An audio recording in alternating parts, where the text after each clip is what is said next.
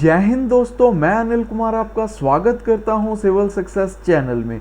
जैसे कि मैंने आपको बताया था कि सबसे पहले हम इंडियन पॉलिटी स्टार्ट करेंगे एम लक्ष्मीकांत की 6th एडिशन के साथ। अगर आपको कोई भी कॉम्पिटिटिव एग्जाम की तैयारी करनी है, उसमें पॉलिटी स्टडी करनी है, तो आपको एम लक्ष्मीकांत बुक पढ़ना बहुत ज़रूरी है।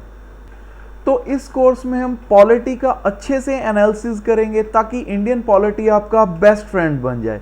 तो शुरू करते हैं इंडियन पॉलिटी का first lecture part 1 constitution framework के साथ और first chapter historical background. British rule को हम दो भागों में डिवाइड कर सकते हैं, ईस्ट इंडिया कंपनी और crown rule. East India company जो कि 1773 से 1858 तक रूल करती है, जिसके बीच रिवॉल्ट ऑफ 1857 होता है और ईस्ट इंडिया कंपनी को एबॉलिश करके सारी पावर क्राउन के हाथों में चल जाती है। ईस्ट इंडिया कंपनी के बारे में कुछ जानते हैं। ब्रिटिशर्स सबसे पहले इंडिया आए थे 1600 में ट्रेडिंग करने ईस्ट इंडिया कंपनी की फॉर्म में। क्वीन एलिजाबेथ ने एक फरमान जारी किया था जिसमें कि ईस्ट इंडिया कंपनी को एक्सक्लूसिव राइट्स दिए जाते हैं ट्रेडिंग करने के इंडिया में। इसके चलते मानो मोनोपोली मिल जाती है कि कोई भी और इंडिया में ट्रेडिंग नहीं कर सकता ईस्ट इंडिया कंपनी के अलावा।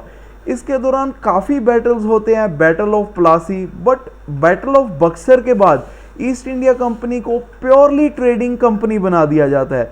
मतलब रेवेन्यू के ऊपर, सिविल जस्टिस के ऊपर बंगाल, बिहार, उड़ीसा में प्योरली इनका ट्रेडिंग चलता है, प्योरली इनको राइट्स दे दिए जाते हैं।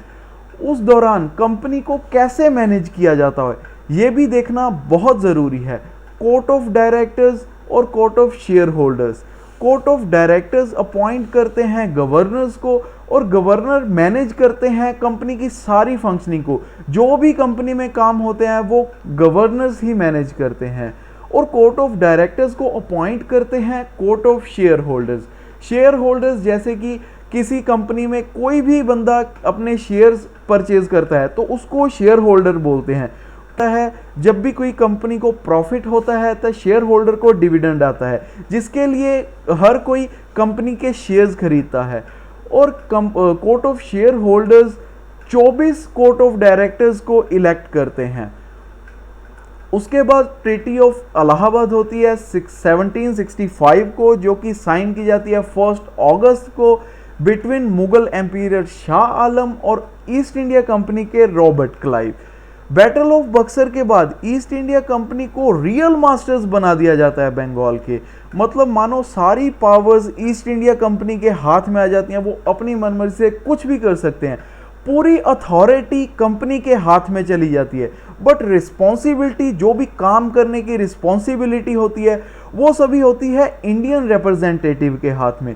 मतलब मानो जो भी अथॉरिटी है, कोई भी काम करने के लिए किसी को अथॉरिटी दी जाती है, वो सारी ब्रिटिशर्स के पास है, पर जो काम करेंगे, सब कुछ देखेंगे, मैनेज करेंगे, वो इंडियंस के हाथ में है। देखा कैसे ब्रिटिशर्स चालाकी से पूरी अथॉरिटी अपने हाथ में लेते हैं, पर रिस्पॉन्सिबिलिटी सारी की सारी इंडियन रिप्रेजेंटेटिव के हाथ में। इसके चलते रॉबर्ट क्लाइव इंट्रोड्यूस करते हैं डुअल सिस्टम ऑफ गवर्नमेंट। तो जानते हैं डुअल सिस्टम ऑफ गवर्नमेंट को। डुअल गवर्नमेंट के पहले दीवानी राइट्स और निजामत राइट्स दोनों के दोनों नवाब के हाथ में होते हैं बंगाल के, बट डुअल गवर्नमेंट के बाद दीवानी राइट्स और निजामत राइट्स दोनों को अलग कर दिया जाता है। दीवानी राइट्स जैसे कि पैसे के रिलेटेड टैक्स कलेक्ट करना, पैसे के रिलेटेड कोई भी काम हो, वो कंपनी अपने हाथ में रखती है। और निजामत राइट्स मतलब पुलिस और जुडिशियल फंक्शंस जो भी मैनेज कर रहे हैं वो नवाब के हाथ में होते हैं। उस पर भी निगरानी करने के लिए ब्रिटिशर्स एक डिप्टी सूबेदार को अपॉइंट करते हैं ताकि निजामत राइट्स पर भी उनकी थोड़ी बहुत निगरानी चलती रहे। और वॉरेन हास्टिंग आते हैं 1772 में, तो अबॉलिश कर देते हैं रॉबर्ट क्लाइव के द्वारा बनाई गई डुअल सिस्टम ऑफ गवर्नमेंट को। तो उसके बाद रेगुलेटिंग एक्ट्स को क्यों इंट्रोड्यूस करना जरूरी है, इनको पढ़ना क्यों जरूरी है, हम क्यों देख रहे थे रेगुलेटिंग एक्ट्स को? क्योंकि ईस्ट इंडिया कंपनी में काफ़ी प्रॉब्लम्स आ रही थी, काफ़ी खामियां थी, जिसको देखने के लिए रेगुलेटिंग एक्ट्स लाना पड़ा। क्या प्रॉब्लम्स थी? फंक्शनल प्रॉब्लम, जिसके चलते करप्शन बहुत बढ़ रहा था। ईस्ट इंडिया कंपनी के सर्वेंट्स थे वो प्राइवेट ट्रेड बहुत कर रहे थे। प्राइवेट ट्रेड जैसे कि एक कंपनी है बुक्स बनाने की, जो भी बुक्स बनेंगी उसका प्रॉफिट किसको जाएगा? कंपनी को। प्राइवेट ट्रेड के चलते क्या हो रहा था?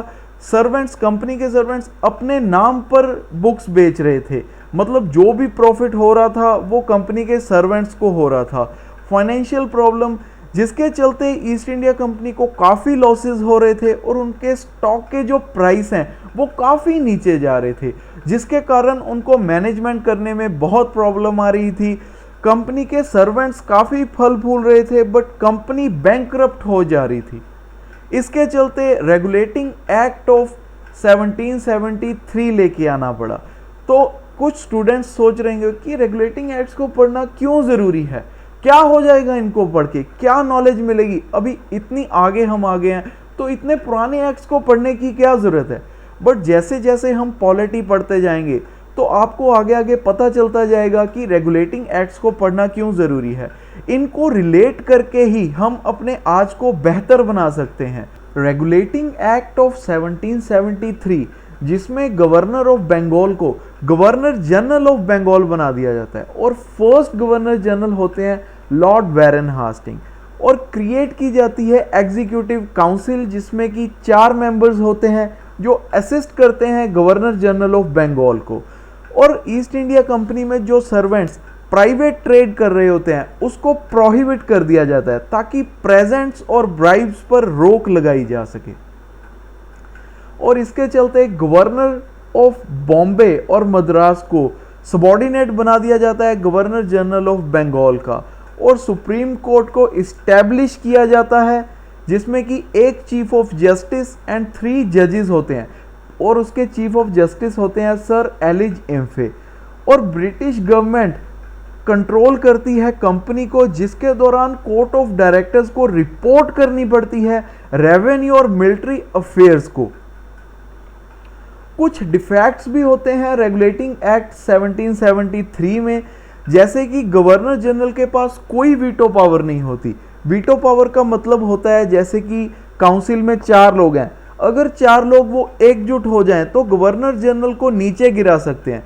बट अगर गवर्नर जनरल के पास वीटो पावर है तो अगर 4 लोग भी गवर्नर जनरल के अगेंस्ट हो जाएं तो भी गवर्नर जनरल अपनी बात मनवा सकता है, उसको रोक लगा सकता है। गवर्नर जनरल इसमें आंसरेबल था हर कोई काम करने के लिए, हर किसी एक्ट के लिए। और दूसरी तरफ बॉम्बे और मद्रास की प्रेसिडेंसीज फिर भी अपनी डिस्क्रिशन पर काम कर रही थी किसी इमरजेंसीज में, और आम लोगों की जो प्रॉब्लम्स है उसको एड्रेस करने में ये एक्ट नाकामयाब था, क्योंकि इतना कुछ करने के बाद भी बंगाल, बिहार और उड़ीसा के लोग स्टारवेशन के कारण मर रहे थे। और जो सुप्रीम कोर्ट इस्टेब्लिश किया गया था उसकी कोई फाइनल अथॉरिटी नहीं थी, कोई भी कॉन्फ्लिक्ट हो उसका कोई वजूद इतना नहीं था जितना कि आज है। गवर्नर जनरल की जो काउंसिल है वो इसको रिफ्यूज कर रही थी, रिफ्यूज कर सकती थी, कोई भी रेजोल्यूशन सुप्रीम कोर्ट ले तो उसको रिफ्यूज कर सकती थी। और जिसको रेक्टिफाई करने के लिए अमेंडिंग एक्ट ऑफ 1781 लाया जाता है, जिसमें कि गवर्नर जनरल को एग्जेम्प्ट कर दिया जाता है सुप्रीम कोर्ट की ज्यूरिसडिक्शन से। दूसरी तरफ कंपनी के सर्वेंट्स को भी एग्जेम्प्ट कर दिया जाता है कि सुप्रीम कोर्ट के एक्शन से, और रेवेन्यू मैटर्स को एक्सक्लूड कर दिया जाता है। कोई भी कलेक्शन ऑफ रेवेन्यू होगा, कोई भी पैसे से रिलेटेड होगा, उस पर कुछ भी सुप्रीम कोर्ट पूछ नहीं सकता, उसको एक्सक्लूड कर दिया जाता है सभी कामों को। और जो सुप्रीम कोर्ट की मतलब ज्यूरिसडिक्शन है उसको कलकत्ता तक ही लिमिटेड कर दिया जाता है, और इसके दौरान जो भी हिंदू केसेस होंगे वो अकॉर्डिंग टू हिंदू लॉ देखे जाएंगे, और जो भी मुस्लिम केसेस होंगे वो अकॉर्डिंग टू मुस्लिम लॉज देखे जाएंगे। तो इसमें कुछ खामियां थी, जैसे कि मैंने आपको बताया कि इसका ज्योग्राफिक ज्यूरिसडिक्शन था वो सिर्फ कलकत्ता तक ही लिमिटेड था, इससे बाहर इसका कोई भी वजूद नहीं था। और गवर्नर जनरल की काउंसिल को एम्पावर किया जा रहा था ताकि वो प्रोविंशियल कोर्ट्स को और काउंसिल्स को रेगुलेट कर सके। इसको डिक्लेरेटरी एक्ट भी बोला जाता है, जिसके तहत सर्वेंट्स को इम्यून कर दिया जाता है अपनी ड्यूटी को डिस्चार्ज करने के लिए। मानो एक तरह की टसल चल रही थी सुप्रीम कोर्ट और गवर्नर जनरल काउंसिल के बीच, एक तरह का सुप्रीम कोर्ट की पावर्स को कर्टल किया जा रहा था और गवर्नर जनरल की काउंसिल की पावर को फेवर किया जा रहा था। इसके चलते पिट्स इंडिया एक्ट आता है 1784। पहले कोर्ट ऑफ डायरेक्टर्स के पास सभी पावर होती थी, कोई भी गोल को टारगेट करना है, सबसे ज़्यादा पावर कोर्ट ऑफ डायरेक्टर्स को दी हुई थी। वो अपने हिसाब से कोई भी गोल को मॉडिफाई कर सकते हैं, किसी भी एक्ट को कुछ भी कर सकते थे, किसी भी चीज़ में मॉडिफाई कर सकते थे। बट इसके चलते अभी बोर्ड ऑफ कंट्रोल को न्यू बॉडी ऐड कर दी गई थी, जो कि ईस्ट इंडिया कंपनी के सभी पॉलिटिकल अफेयर्स देखेगी। पहले सभी पॉलिटिकल और कॉमर्शियल अफेयर्स एक ही बॉडी देखती थी, जो कि कोर्ट ऑफ डायरेक्टर्स थी। बट अभी इसको सेमी सॉवरेन बॉडी बना के रख दिया गया था। बोर्ड ऑफ कंट्रोल जो कि सुपरवाइज करेगी और डायरेक्ट करेगी सिविल और मिलिट्री अफेयर्स को। इसके चलते बोर्ड ऑफ कंट्रोल में चांसलर ऑफ एक्सचेकर थे, सेक्रेटरी ऑफ स्टेट थे और 4 मेंबर्स थे जो कि अपॉइंट किए गए थे क्राउन के द्वारा, जो एक्सरसाइज करेंगे कंपनी के सिविल और मिलिट्री और रेवेन्यू अफेयर्स को।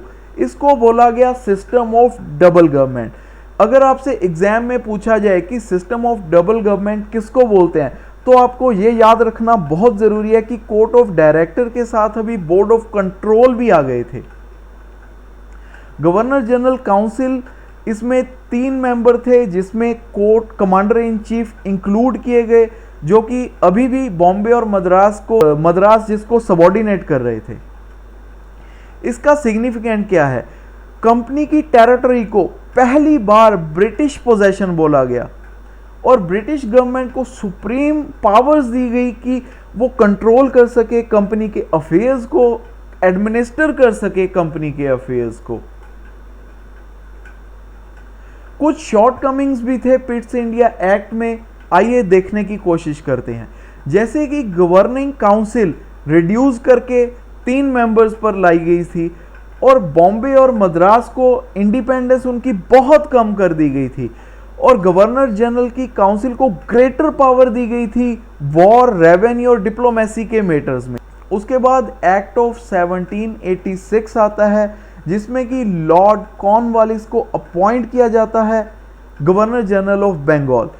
गवर्नर जनरल ऑफ बंगाल को इस टाइम ओवरराइड करने की पावर भी दी जाती है, मानो कि एक वीटो पावर मिल जाती है, जिसके तहत गवर्नर जनरल अभी अपना कोई भी काम, अगर उनको अगेंस्ट कोई भी हो तो वो अपनी बात मनवा सकते हैं।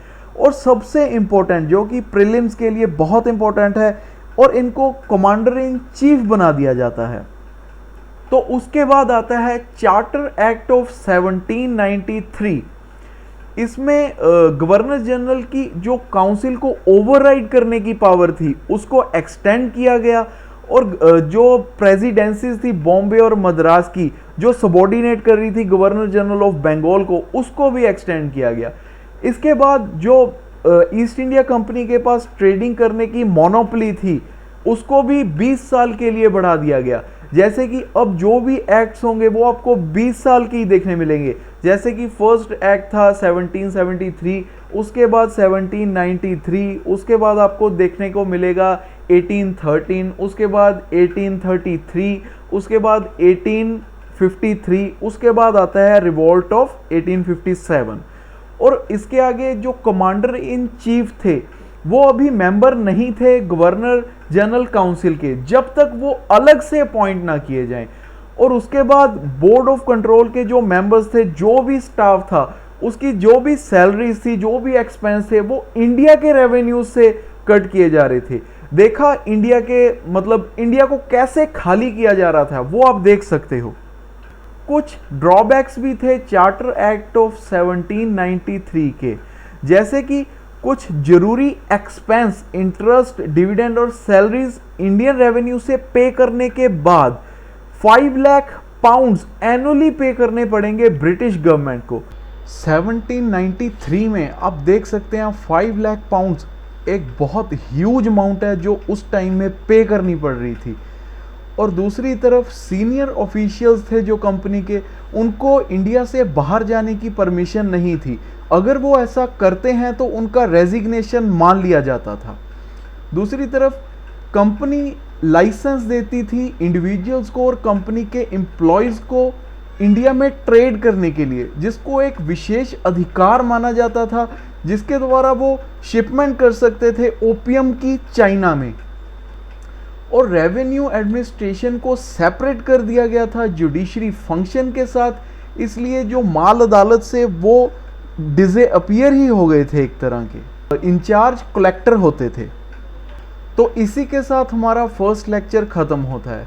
नेक्स्ट लेक्चर से पहले आपका एक काम है, आप जब भी नेक्स्ट लेक्चर को देखो तो इस पुराने लेक्चर को रिवाइज जरूर करना है, क्योंकि रिवीजन बहुत ज़्यादा ज़रूरी है। अगर आप रिवीजन नहीं करोगे तो आगे बढ़ते जाओगे और पिछला सब भूलते जाओगे, इसलिए रिवीजन मस्ट है, हमेशा रिवीजन करते रहना है ताकि आपको सब अच्छे से याद रहे। तो मिलते हैं नेक्स्ट लेक्चर में। स्टे होम, स्टे सेफ, जय हिंद।